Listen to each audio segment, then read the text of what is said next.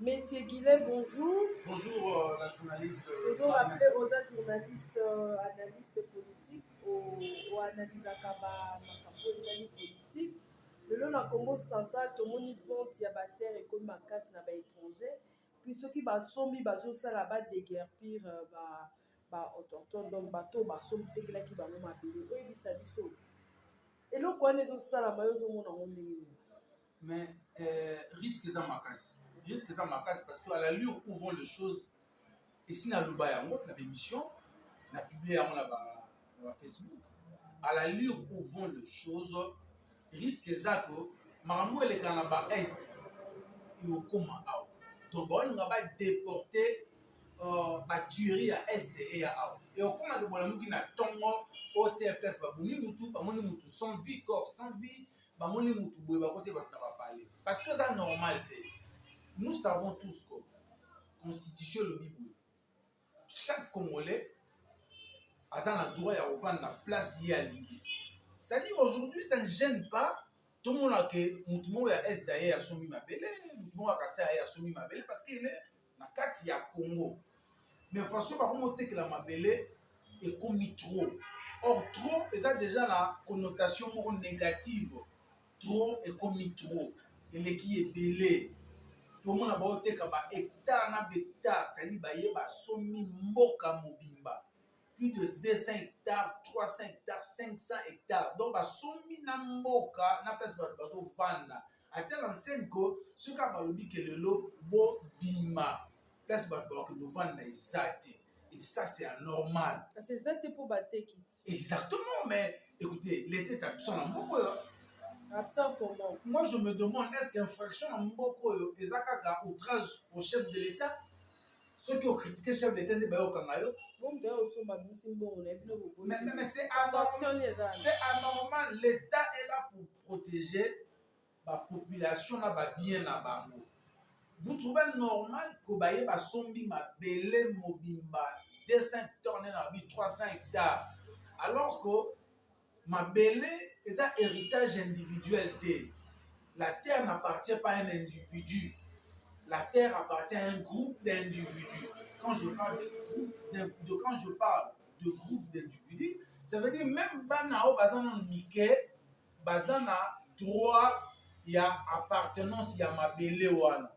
Si quand on veut voter qui m'a belé, est-ce que Bozu a vu à Bano Bazana ba âge à 5 ans avec un mineur?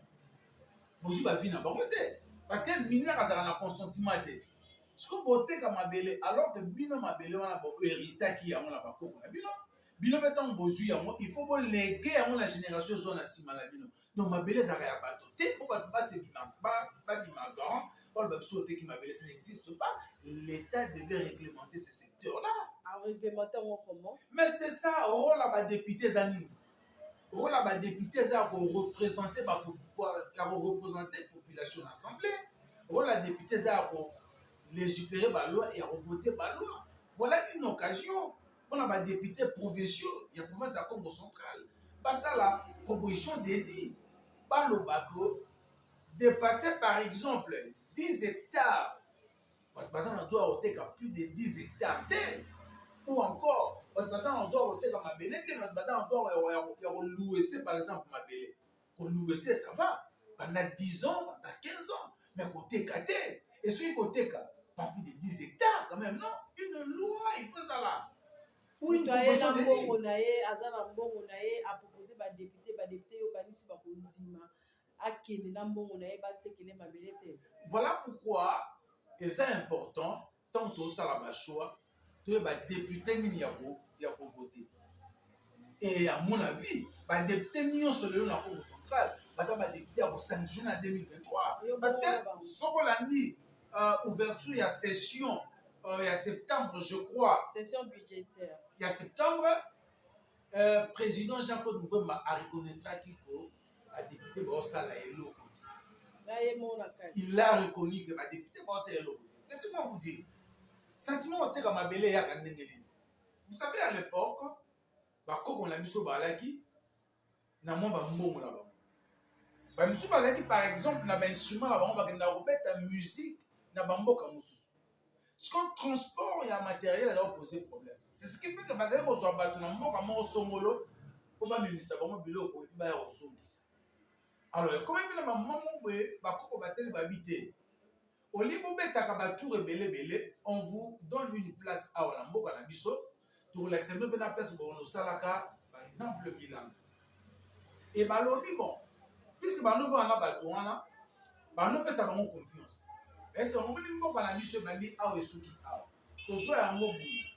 Mais le biso biso tozate, on va mettre bango historique. Exactement.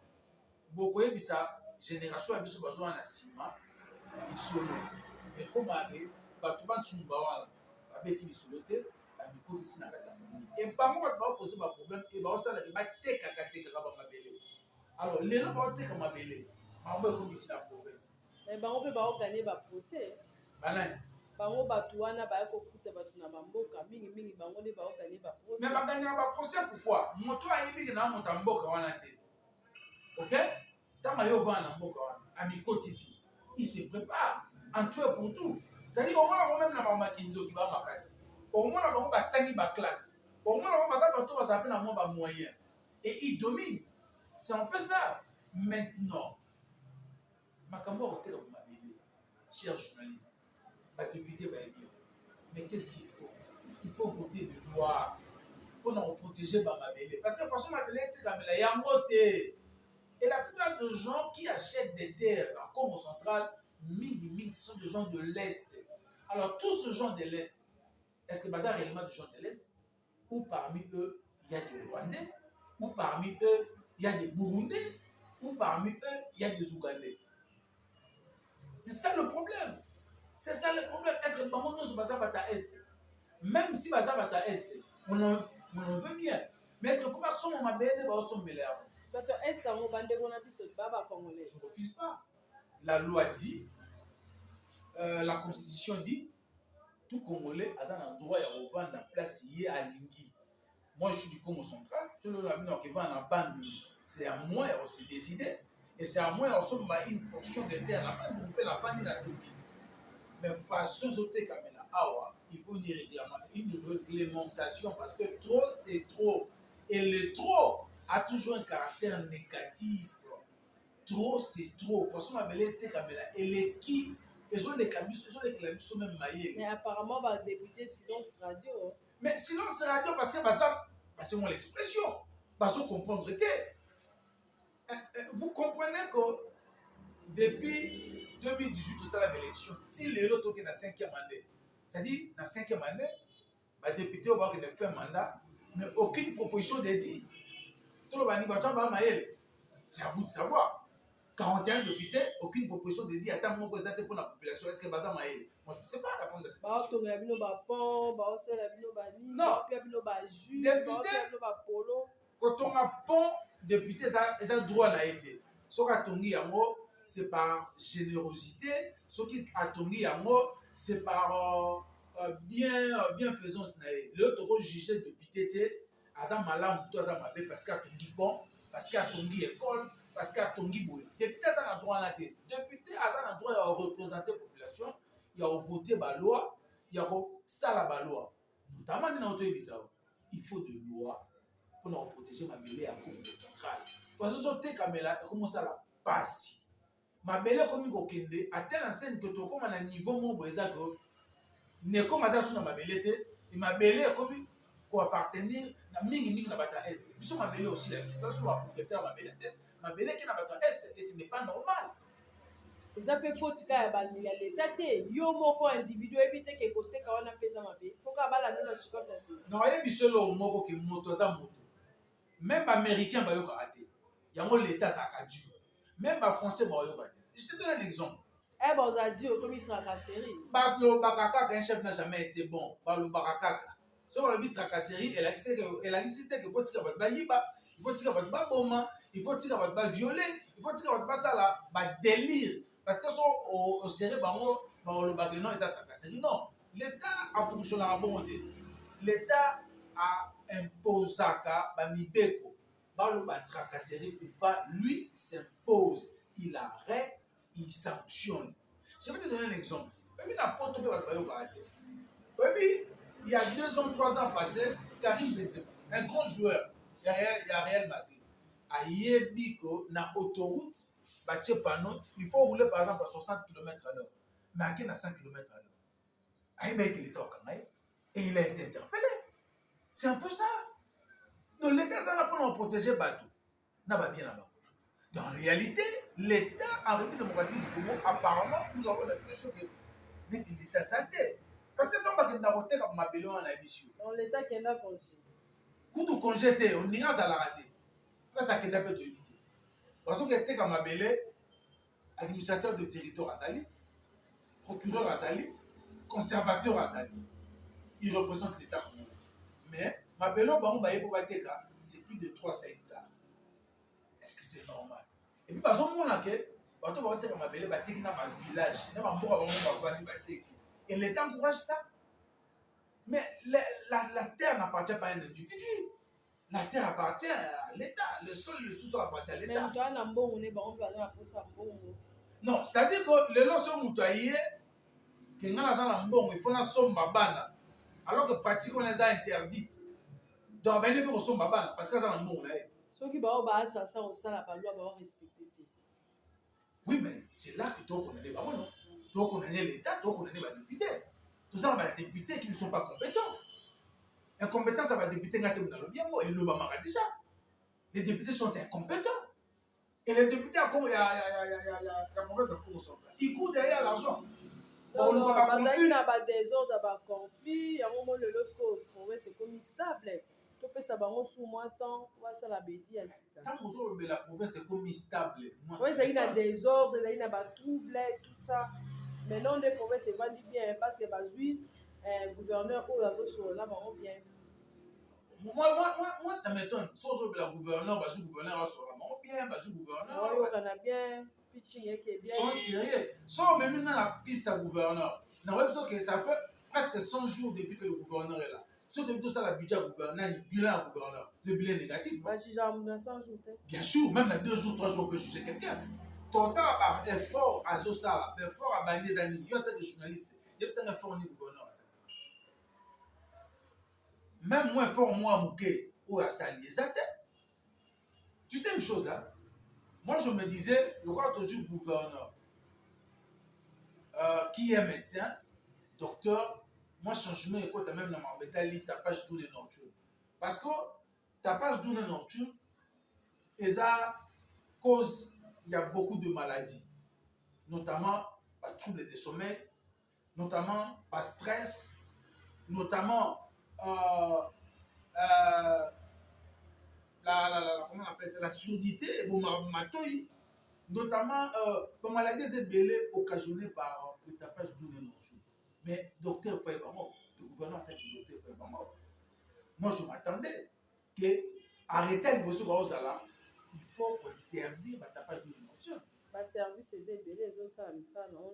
Est-ce que c'est ça, Liwana? Non, on va passer ces rapports. Il faut passer ces rapports. Il y a un caillou qui a monté. Attends, vous l'arrêtez. C'est un gouverneur du bureau. Tout le monde a mabele, moka mobimba bae bateki mabele et puis bazu batumbi ndaku bae ko déguerpir bato. Et c'est là que au bonita on mone ba image nyoso wana. Non mais écoutez, c'est écœurant.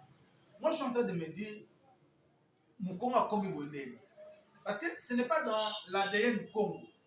Oye otumbi ndaku baolala. Otumbi banda, otumbi masani banda. Après si on même pas ba délai, o ezake ba soit délai o botika mais ba eko tumba ba bina ba. Regardez. Ça c'est une barbarie insupportable. Et je me dis devant une telle barbarie, au moins la autorité de la province ba lobby, ba promettre décision moko zo maté. Parce que ministre intérieur provincial à Québec là gérer, c'est prévoir.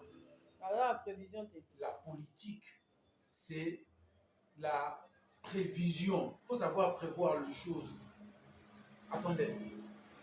Vous avez raté des gars, vous avez fait des missions, vous avez fait mbongo, après vous avez fait démagogie pour sa population. Il faut prévenir. Ni de quoi ça la porte des gars. C'est ça l'État. on doit prévenir. Vous savez, na Kuntwala, je crois sur le village Kuntwala, où aussi, bautaki kotumba bamboka, bamboka, bato babundi, batumbi bamboka, je vais voir ça pour plus de précision. Et ça, awa, oui, c'était le 13 août 2022, na village Twala, na territoire ya Mbanzamungu, secteur ya Gombe Sud, na groupement ya Louvaka. Bake batumbi bamboka, babundi batumbi bamboka. Mais dernièrement, c'est répété sous la Kilou, batumbi bamboka. Mais le gouvernement provincial est où? Mesure qui sur place pour quitter un problème, ma mesure de prévention, pour m'amener se reproduire. C'est là que je suis. Mais la sécurité, écoutez, rien ne s'est fait. Parce que à la ligne où vont les choses, dans le on va n'importe qui. Nous reconnaître. N'a pas nous de bandages déjà. N'a est de bandages déjà. Et le long, ça ne m'étonne pas tout le monde en la cour centrale. Vous savez, à la ligne où vont les choses. Je vais te dire, madame la journaliste.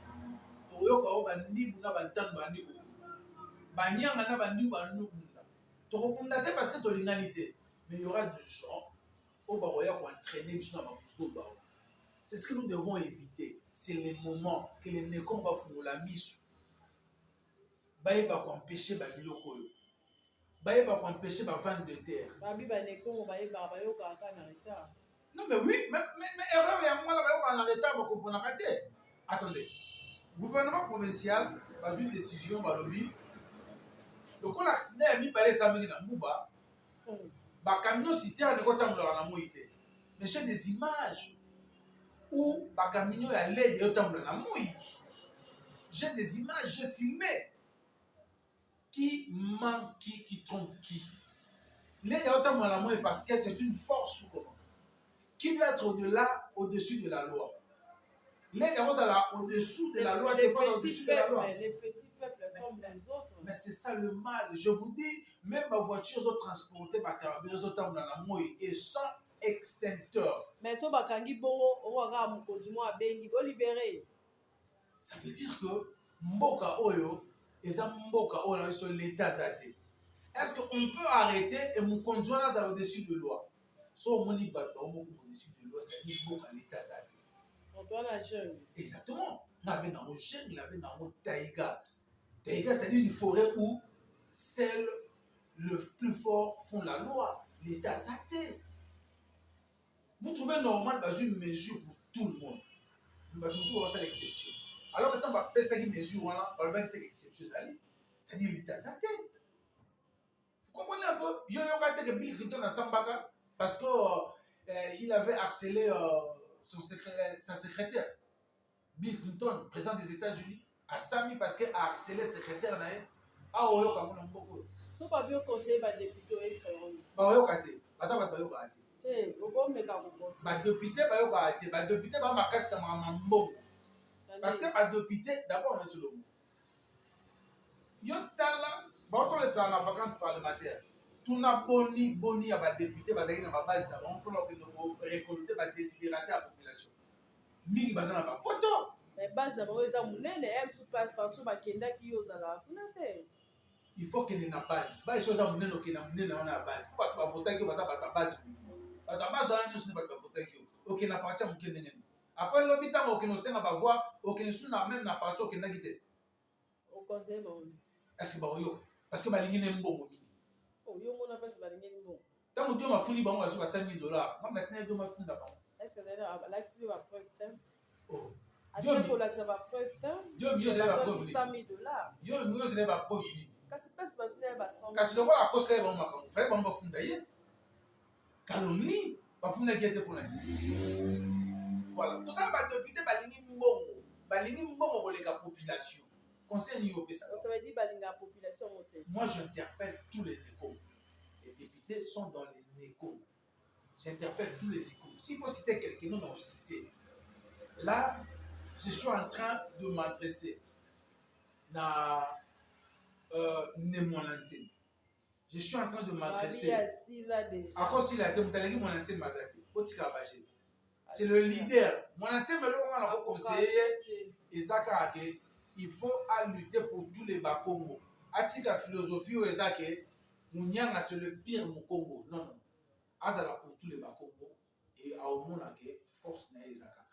Donc na s'adresser le na mon ancien, na s'adresser na Mbachi, na s'adresser na honorable Kiakwama, na s'adresser na honorable Puela, na s'adresser na honorable Ntimba, na s'adresser na honorable Dr Matusila, na s'adresser na honorable Atou Matubwana.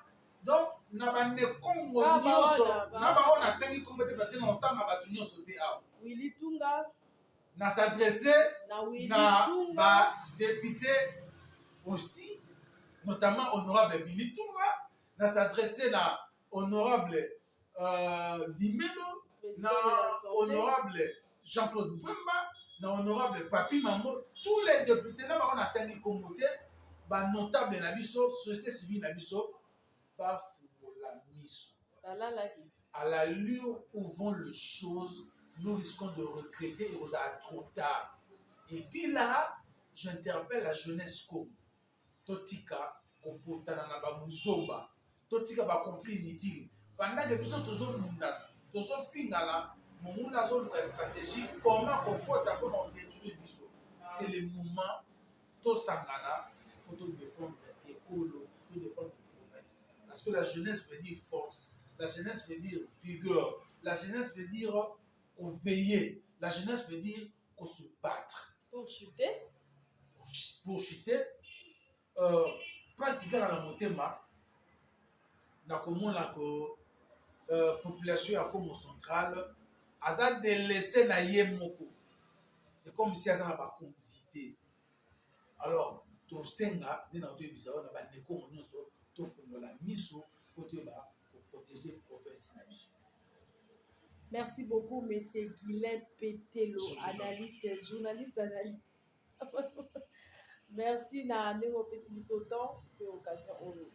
Et ça la rame pour continuer à faire ça.